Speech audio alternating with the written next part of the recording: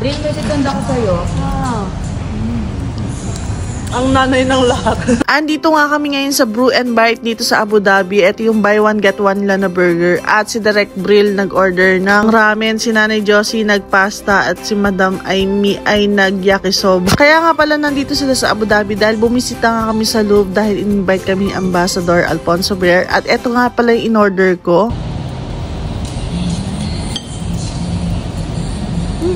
Mainit ko. Ngayon, alam mo na. Nauna kasi siyang napaso yung dila. Ito yung clips niya.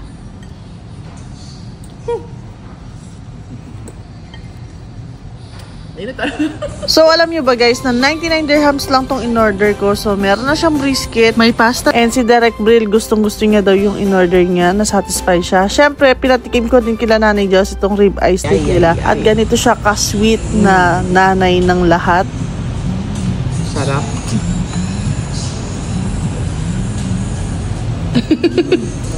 Kasi alam nga Mga anak.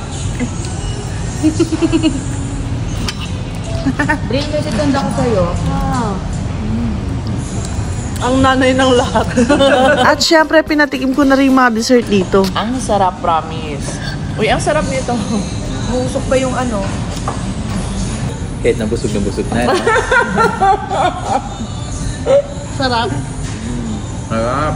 Ito pala yung bagong dessert nila, yung kakigori. So, trinay namin tong caramel cream. Overall naman, nagustuhan nila yung mga food, even the dessert. Kaya pag may mga bisita ako from Dubai, isa ang Brew and Bite sa pinagdadalang ko dahil alam ko hindi ako mapapahiya.